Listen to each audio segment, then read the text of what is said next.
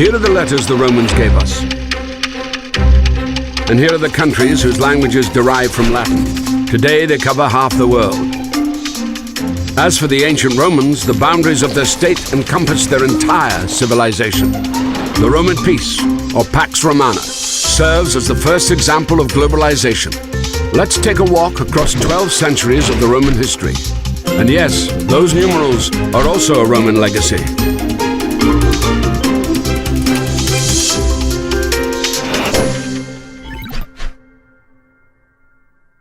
What is Rome? A city on 7 hills, capital of Italy. But that is today. And 2,000 years ago, there it is. Another 1,000 years ago, there. A tiny tribal settlement of the Latins by the river Tiber. How did this manage to conquer the world? First, it was lucky with its neighbors. To the north, the Etruscans of modern Tuscany, a mysterious people whose language has never been fully deciphered. To the south, Greek colonies. These peoples all traded with each other. It was at the crossroads of their trade routes that Rome appeared. From the very start, Rome has been an open city, a safe haven for outcasts, murderers, runaway slaves. Rome offered migrants a unique opportunity to become fully fledged citizens. This will make Rome the largest metropolitan city of the ancient world. The Romans themselves believed they were descendants of refugees from the Middle East who had survived the Trojan War. Romulus and Remus were the great-grandchildren of the Trojan hero Aeneas. Nursed by an Italian she-wolf, the brothers quarreled where to site the future world capital. Romulus killed Remus, gave his name to the city, and became its first ruler. As legend has it, there were 7 kings, each of which enjoyed a lengthy reign and left some beneficial legacy. A calendar, a sewer system, or the Capitolium, a temple to the senior god Jupiter. Much of what the Romans later became famous for, aqueducts, bridges, perhaps even the gladiatorial games, were borrowed from the Etruscans. This people had invented the Latin alphabet by adapting the Greek letters for their own needs. It's not surprising that their last kings were Etruscan. Rome borrowed her military and government organization from them, while maintaining her stern, patriarchal simplicity. In 509, Rome was shaken by a sex scandal. The son of King Tarquin the Proud raped the chaste Lucretia. Tarquin was expelled, making him the last king of Rome.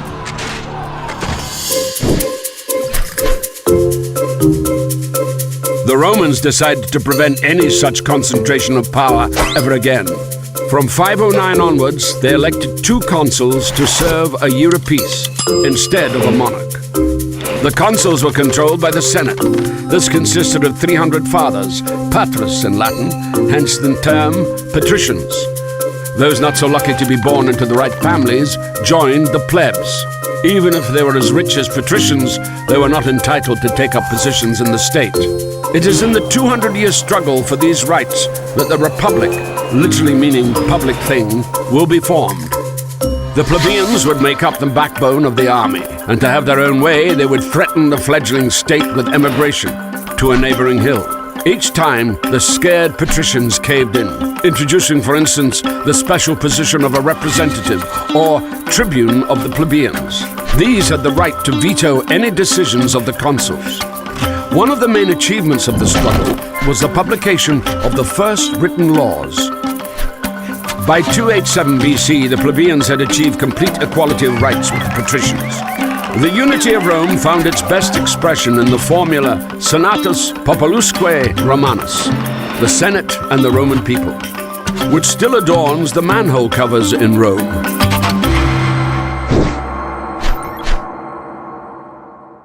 In 390 BC, the history of Rome could have come to an end. The city was unexpectedly taken by the Gauls.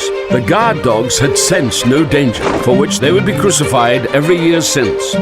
Geese awoke the last protectors of the Capitoline Hill fortress instead, saving Rome from complete destruction. The shaken Romans conducted a military reform. The Roman legion was divided into manipuli, making it more mobile in battle. The Roman army spent the next 100 years in constant wars. Instead of simply imposing a tribute on the conquered, the Romans would enter into a treaty of alliance with them, and the loyal allies supply Rome with a never-ending stream of recruits.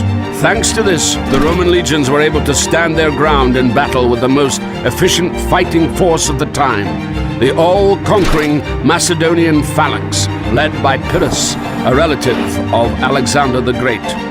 The last stronghold of resistance in Italy, the Greek city of Tarentum, then hired the most costly and celebrated contemporary warlord of the time to defend against Roman expansion. Having conquered Tarentum and reached Sicily, Rome now had to take on a much more dangerous adversary, Carthage, lord of the Mediterranean. The Romans called the Phoenicians of Carthage Punics, hence the Punic Wars. They were fought over the next 100 years. In 149 BC, Rome had taken the greater part of Punic territory and that of their allies, but after each defeat, the trading power of Carthage would rapidly recover. Senator Cato the Elder began to finish every speech with the same refrain: Carthage must be destroyed, and so it was done. The city was wiped out, all of its population was enslaved, allegedly plowing salt into the earth as an eternal curse.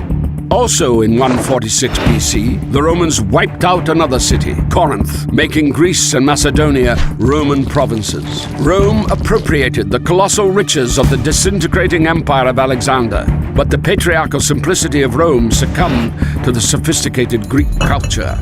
Greek became, in effect, a second state language. The Roman nobility busied itself learning new words, hexameter, history, rhetoric. Cicero, the most famed orator of Rome, would come to model his speeches on those of the Greek Demosthenes. However, across this immense territory, full rights were only afforded to the Romans themselves. Even other Italians, the majority of the military, had no citizenship rights. These would demand equality, declare war, and win the right to take part in managing the state.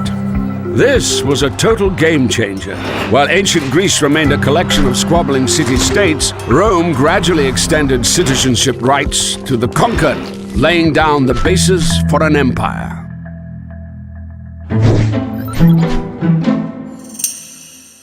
Having conquered half the world, Rome fell victim to globalization. Cheap grain and an inflow of unpaid slave labor bankrupted the small farmers.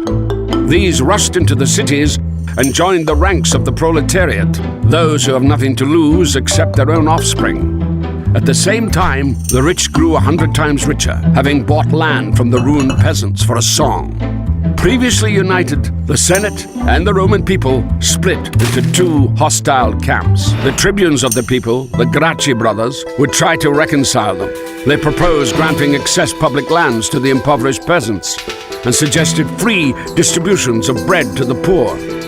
The disgruntled senators decided to suppress the Gracchi movement by force, killing the brothers and several thousand of their allies. Rome was gripped by civil wars.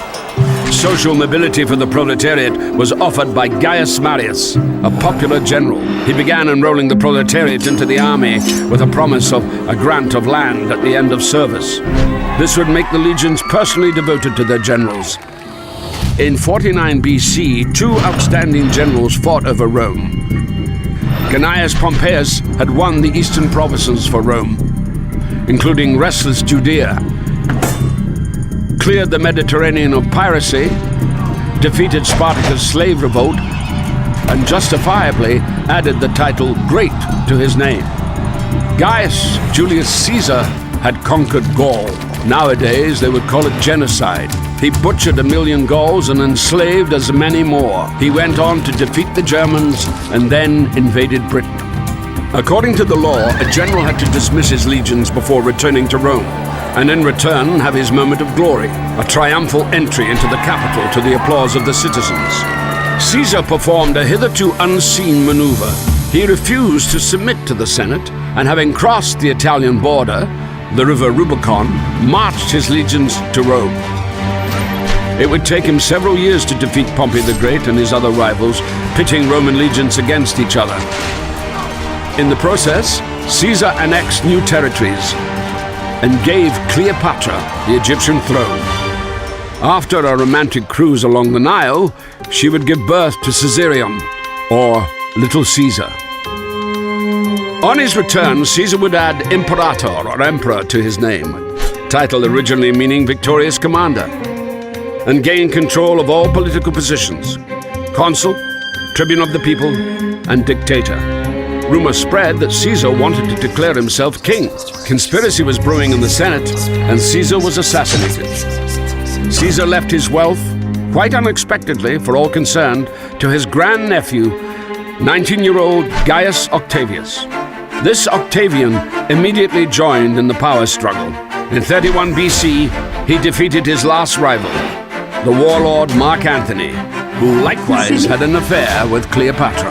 The lovers would take their own lives. Octavian was left sole ruler of a vast territory. Julius Caesar ruled for 4 years.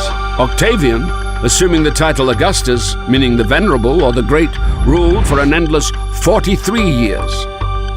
He didn't formally abolish the Republic, he simply took control of all possible positions, making his power almost absolute. But he modestly called himself Princeps, the first senator. And even though skirmishes with barbarians continued along the borders, inside them the period of Pax Romana set in, a period of peace and stability that was to last 200 years. The empire experienced an economic upswing. Bread was distributed for free to 200,000 people. On Augustus' orders, a 500-meter basin was dug at the very center of the capital, where 3,000 gladiators mimicked sea battles on real seagoing vessels. In Rome, construction was booming. Concrete and multi-story districts were growing. Augustus had to introduce height regulations, limiting skyscrapers to 6 floors. And still the citizens were unhappy. They complained about traffic jams, pollution of the waters of the Tiber, and high rents. The golden century of poetry dawned. Maecenas, a quasi-minister of culture, allocated special grants to praise the value of the state. Temples would be built in the honor of Augustus, and even a month was named after him. Thus, the cult of the Roman emperors was emerging. They would come to be venerated alongside Mars and Jupiter. After Augustus' power became hereditary, the senatorial opposition has left us vivid portraits of the first emperors. Suspicious Tiberius unleashed terror under the pretext of the law on treason. Under this law, any action could be deemed offensive. It was enough not to sufficiently praise the emperor or pay at a brothel with coins bearing his portrait. In distant Judea, a preacher refusing to worship the emperor as God was crucified. Caligula wanted to make his horse a consul. A scholar and gourmet, Claudius, was too occupied with feasting and the reforming of the alphabet to keep an eye on court intrigue. One of his wives, Messalina, was giving women of easy virtue a run for their money in the brothels, and the other, Agrippina, poisoned Claudius with mushrooms to enthrone her son from another marriage, Nero.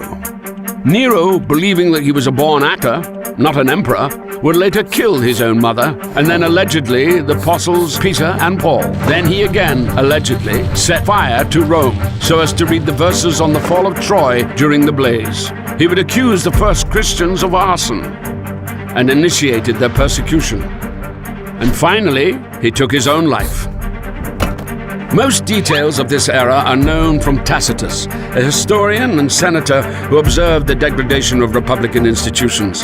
Fate of the empire was now decided not so much by the Senate as by the Praetorian Guards, the emperor's personal security force, created back in the times of Augustus. These suffocated Tiberius with a cushion, slayed Caligula by the sword, and hailed Claudius emperor.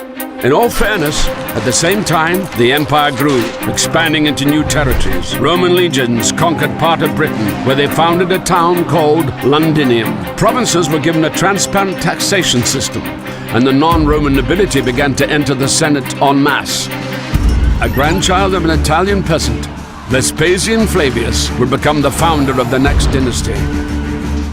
Vespasian and Titus, suppressing the uprising in Judea, committed genocide, again according to modern-day, not Roman standards, and reduced the Temple of Jerusalem to nothing but the Wailing Wall. On a lighter note, Vespasian had a jolly good Roman predisposition. He taxed the collectors of urine at the public toilets. And Titus, the destroyer of Jerusalem, would nevertheless obtain the title of Merciful. After a splendid triumph, he opened the Colosseum for the people. Titus would be called the love and consolation of humankind. And after such festivities had depleted the public treasury, Vesuvius destroyed Pompeii, plague devastated half Italy, and Titus became a god.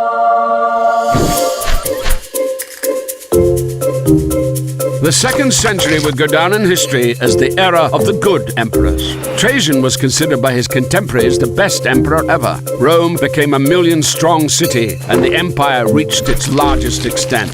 Rome connected her new territories via a network of paved roads. This system still determines the transport map of Europe.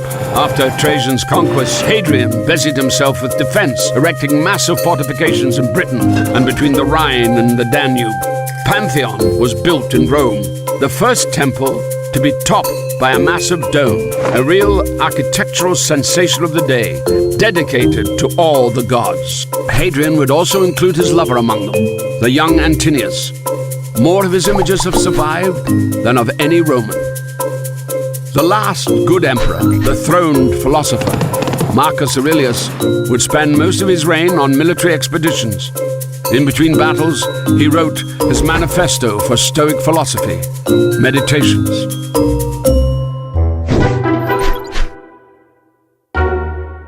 It was under Marcus Aurelius' son, Commodus, that the Pax Romana, the Roman peace, came to an end.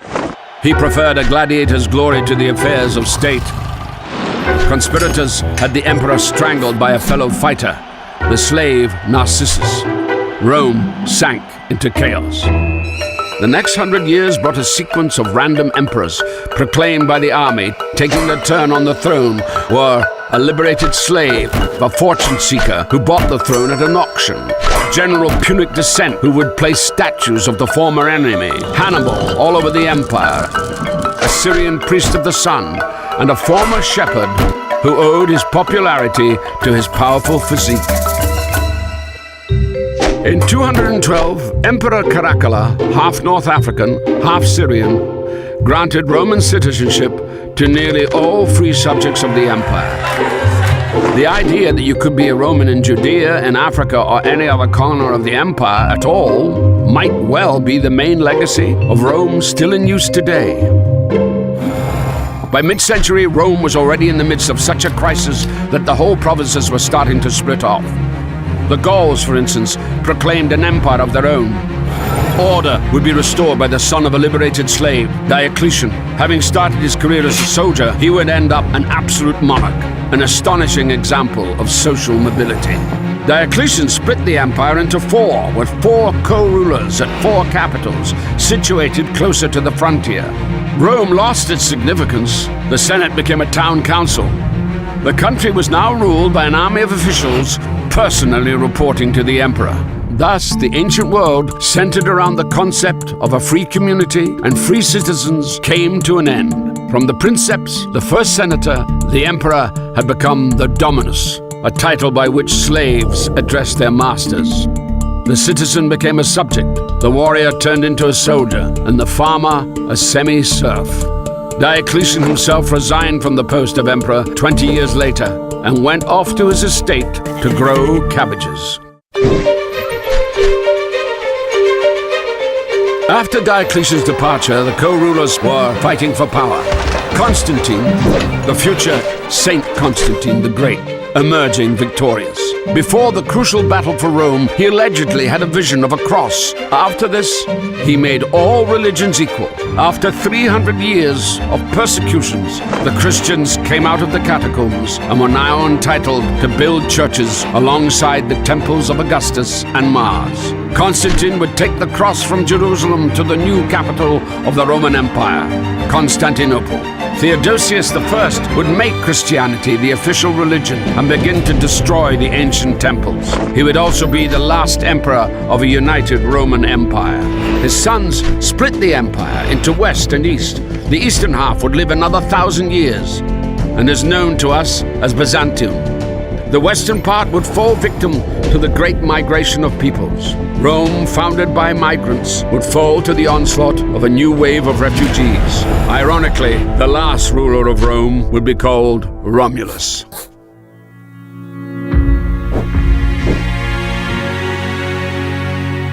In modern Rome, not far from the Colosseum and the ruins of the Forum, there is a tomb. Its occupant was neither emperor nor senator, but a simple baker called Eurysakes.